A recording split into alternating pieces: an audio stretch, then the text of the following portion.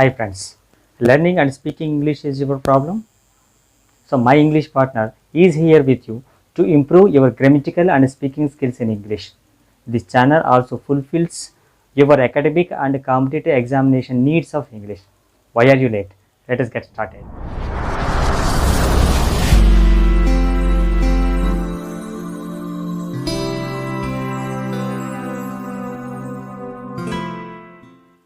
Hi friends, today our topic is relative clauses, a very important for the competitive examinations and also for the 10th class students.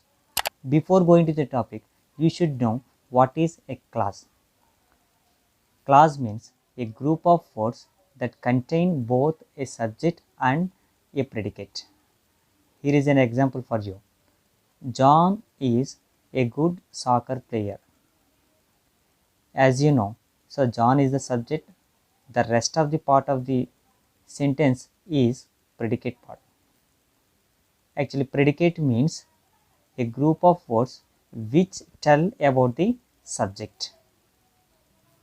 Here is another example for you. Sharon speaks English fluently. Here Sharon is the subject. The rest of the words of the sentence is called predicate part. Of course, a predicate should have verb, so it may have an object or not. Of course, it may have any qualifier, either an adjective or an adverb.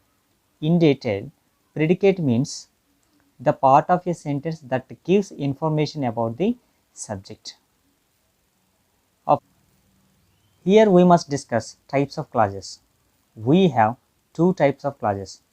Those are independent or main clause, another one dependent or subordinate clause. So here is an example. I planted a flower plant because I like flowers. Here we have two clauses. I planted a flower plant and because I like flowers. The first one, I planted a flower plant, is an independent or main clause because it doesn't depend on any another one, and also it gives a meaningful thought. So it is said to be the main clause of the sentence. The rest of the sentence, because I like flowers, is the subordinate clause of the sentence, because to fulfill its meaning it must depend on the main clause. Here because is the conjunction, it connects these two clauses, main clause and subordinate clause. So here subordinate clauses are three types. Those are, first one, noun clause, adjective clause and an adverb clause. So come to our topic, relative clauses. Relative clause is sometimes said to be the adjective clause because it functions like an adjective. So what is an adjective? Adjective means it qualifies or modifies any person, place or thing. Here is an example. I like the person who was nice to me. Here we have two clauses. I like the person and another one, who was nice to me. So as usual, I like the person is the main clause of the sentence because it doesn't depend on any another clause. But another one, who was nice to me, is a relative clause because it modifies the person. Here, who is the relative pronoun. So what are relative pronouns? So relative pronouns are very important for relative clauses because any adjective clause must begin with relative pronouns. So we have 5 relative pronouns. Those are who, whom, whose, which and that. Whom, who, whose, these three are used for the persons which they modify. So which is for the things, but that is used for both persons and things. So examples for the relative clauses. Mr. Rao, who is 60, has just retired. in this sentence, who is 60 is the relative clause because it begins with a relative pronoun with who and it modifies Mr. Rao.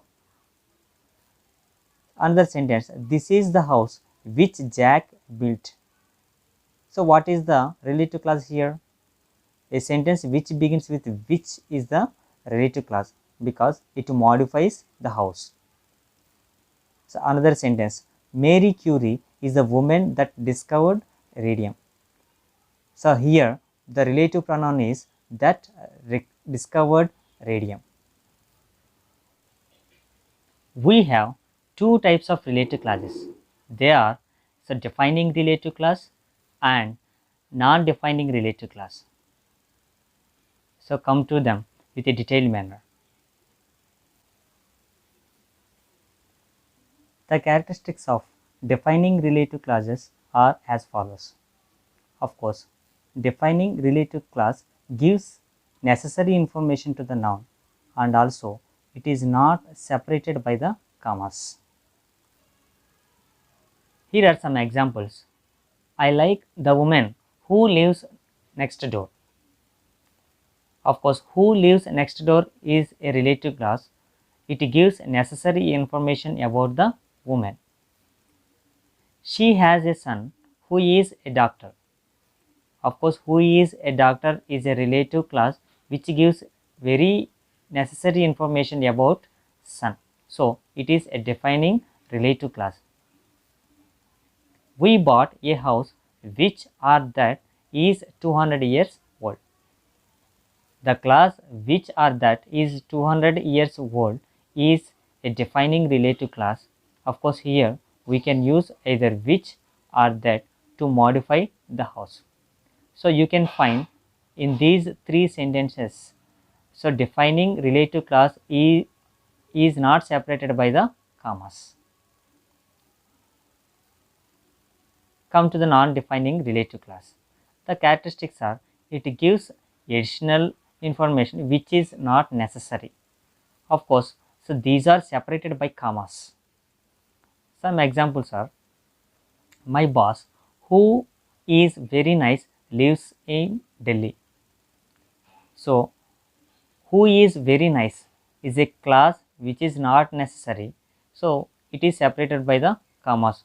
So, this is a non-defining relative clause. Another sentence, my mother's house which I grew up in is very small. The main information is my mother's house is very small. It gives additional information, so where you grew up. So, which I grew up in is a non-defining relative clause.